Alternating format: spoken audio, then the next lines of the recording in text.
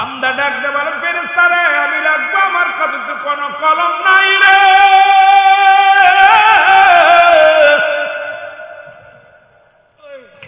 আমার কাছে তো কোনো কলম নাই আমি কেমনে লাগবো ও যুবক দিলের কান্ডা লাগা শোনো আমার যুবক বন্ধুরা শোনো গো নোমান ফেরেশতা ডাক দে বলে বান্দা তোমার ওই ডান হাতের শাহাদাত আঙ্গুল মোবারক হলো জোরে জোরে চিল্লায় বলা যাবে না আল্লাহু আকবার আর জোরে জোরে চিল্লায় বলা যাবে না আল্লাহু আকবার এই ডান হাতের শাহাদাত আঙ্গুল মোবারক হলো কলম এ যুবক তোদের পা ধরে বলে যায় এত ধরে বলে যায় এই হাতে মুসলিমদের করিস না এই হাতে কাউকে প্রহার করিস না এই হাতে গাঁজা মদ ধরিস না এই হাতে সুদ ঘুষের টাকা ধরিস না এই হাত দিয়া দান দেন কর এই হাত দিয়া কোনোদিন সুদের কারবার কোনোদিন ঘুষের কারবার করিস না এই হাত দিয়ে কোনোদিন বিড়ি সিগারেট ধরিস না এই হাতটার মধ্যে গাঁজা ইয়াবা ধরিস না কারণ এই হাতটারে পবিত্র রাখ এই হাতের ডান হাতের বাম বা ডান হাতের শাহাদাত আঙ্গুল মোবারক হবে কলম জোরে জোরে চিল্লায় বলা যাবে না সুবহানাল্লাহ আর একটু জোরে জোরে চিল্লায় বলা যাবে না আল্লাহু আকবার বান্দা ডাকতে বলবে আমি কলম পাইলাম এখন আমি কালি পাবো কই কালি আমার কাছে নাই ডাকতে বলে বান্দা রে কালি শুনে নাও কালি তোমার মুখের থুতু মুবারক ও যুবক ভাইরা শুনে নাও কালি হলো তোমার মুখের থুতু মুবারক আমি আজকে আপনাদের কাছে বড় লোহাগর এই নতুন পাড়ার যুবকদেরকে বলে যায় তোদের হাতে ধরে বলে যায় পায়ে ধরে বলে যায় রে যুবক তোদের হাতে ধরবো পায়ে ধরবো তবু অনুরোধ করে যাও এই মুখের থুতু মুবারক পবিত্র রাখ এই মুখ দিয়ে কাউকে গালি দিস না এই মুখ দিয়ে মুখের ভিতরে সিগারেট দিস না মুখের ভিতরে বিড়ি দিস না চোখে মুখের ভিতরে গাঁজা ইয়াবা দিস না মুখের ভিতরে হারাম জিনিস ঢুকাস না রে এই মুখের থুতু মুবারক হবে কালি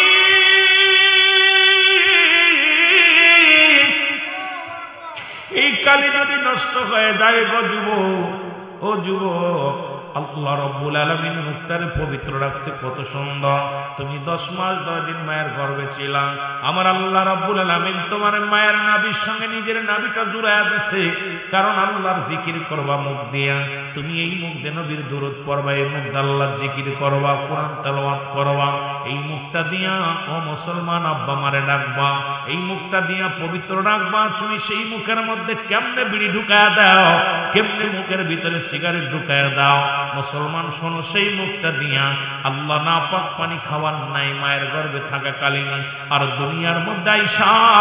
সেই মুখের মধ্যে গাজাইয়া বা ফেন্সিল মদ ঢুকায়া দিছিল যুবক তোদের হাতে ধরে পায়ে ধরে বলে যা এই মুখটারে পবিত্র রাখবো এই মুখটারে পবিত্র রাখ জোরে জোরে চিল্লায় বলা যাবে না আল্লাহু আকবার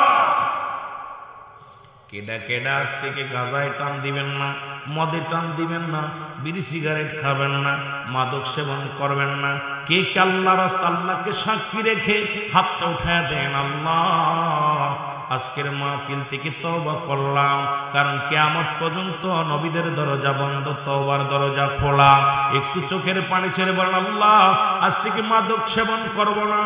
আল্লাহ আমাদের মুখটারে পবিত্র রাখবো কে কে রাজি আছেন একটু হাত দুটি তুলে দেখান আল্লাহ তুমি কবুল করে নাও ও যুবক কবর কঠিন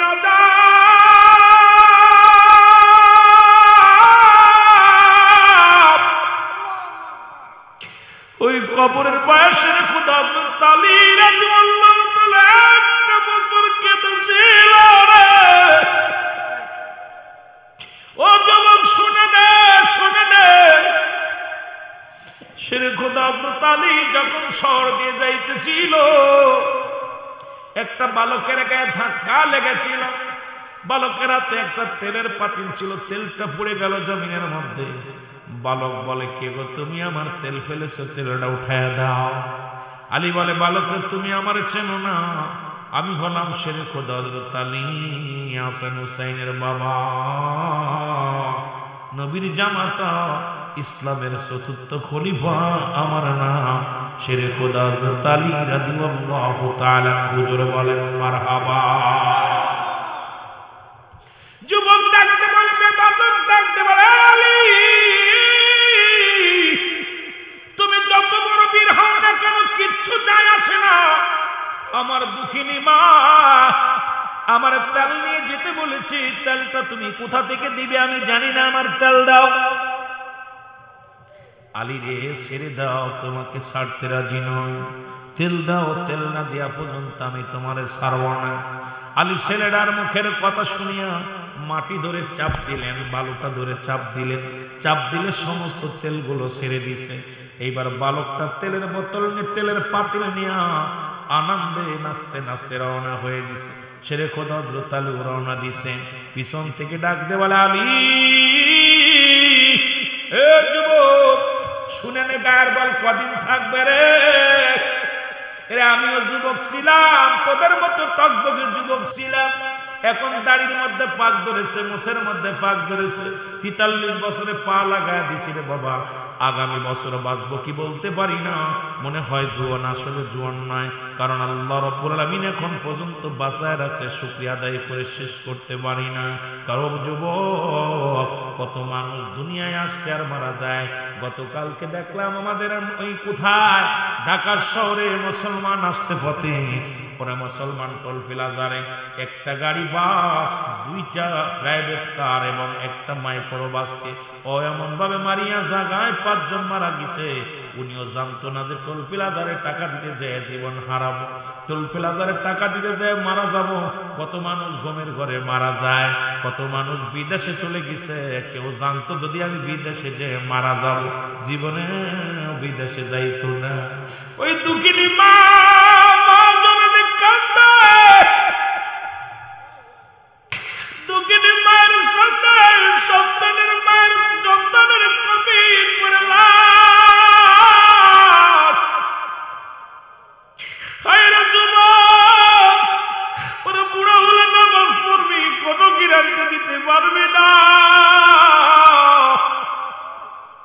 কত ছেলে লেখাপড়া করে চাকরি করতে গেছে, মরা মানুষ মরে দুনিয়া থেকে মারা গেছে গো। আরে যুবক কত মানুষ সড়ক দুর্ঘটনায় বাইক অ্যাক্সিডেন্ট করে মারা যায়। আল্লাহ এর মরণের কোন সিরিয়াল নাই, মায়ের দুধ খাইতে খাইতে সন্তান ঘুমায়া যায়। এতদিন পর্যন্ত তোমার আমার জিন্দা রাখছে আমার আল্লাহ, এই শুকরিয়া আদায় করে শেষ করা যাবে না। জোরে জোরে চিল্লায় বলা যাবে না আল্লাহু আকবার।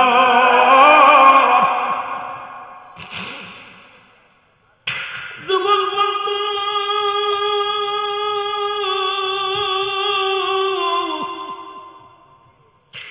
ডাকতে বলে, আলী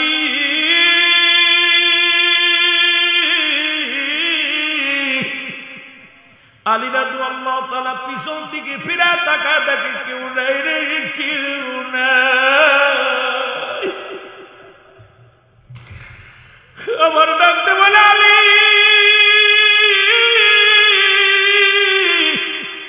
পিছন দিকে ফিরে তাকায়, দেখে কেউ নাই।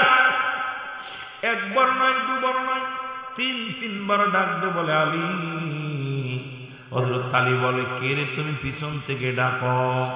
বলে আলী ডাকতে বলে, কে রে তুমি? আমারে পিছন থেকে ডাক দাও। এবার মাটি বলে, আলী রে আমি ডাকছি, আমি কোনো মানুষ নয়, আমি মাটি।